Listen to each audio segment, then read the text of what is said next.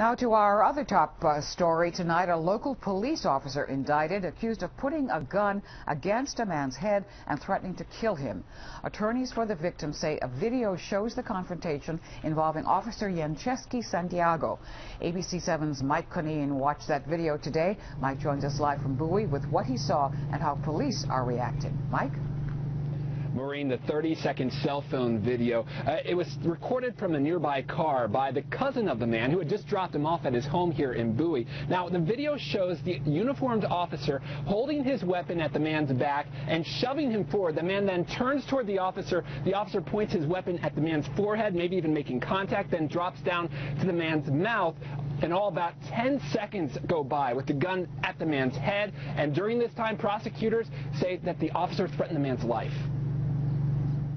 That he needed to adjust his attitude and made some very, very unfortunate comments about the fact that that he was a police officer and made some comments about, you know, basically shooting people. Yes, exactly, that we shoot people. Prince George's County police officer Yencheski Santiago, indicted by a grand jury, now faces multiple charges, including first-degree assault, for an alleged incident outside this Bowie home last May. Our client was on his doorstep. William Cunningham's attorney says the officer, a military veteran who served 3 years with PGPD, used his service weapon to threaten his client. Basically that I just come out either from Afghanistan or Iraq and I'll get, expletive deleted, get rid of all of you all. Internal Affairs investigated the complaint, suspended the officer without pay, and notified the state's attorney. Do officers have to take their gun out for different issues and different things? Yes, but in this scenario, putting a gun to someone's head is totally unacceptable. Neighbors say while disturbing, these allegations are not shocking. I'm happy because they think they're above the law just because they're cops. We could just be sitting in front of our doorsteps and they'll come around asking us questions like we're criminals. Nobody should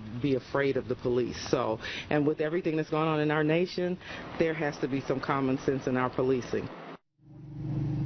The police department and state's attorney say they're now working hard to maintain and build trust here in the community. If convicted, Officer Santiago could get up to 25 years in prison for that first-degree assault charge, up to 10 years for the second-degree assault charge, even more time in prison for other charges he's facing. Reporting live in Bowie, Mike Cunneen, ABC7 News.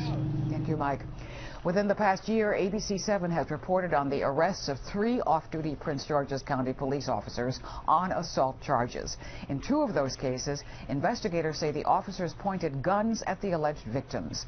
ABC7 asked State's Attorney Angela Brooks about those arrests. She said the arrests of 3 officers out of 1,700 is not an epidemic, and most officers are saving lives.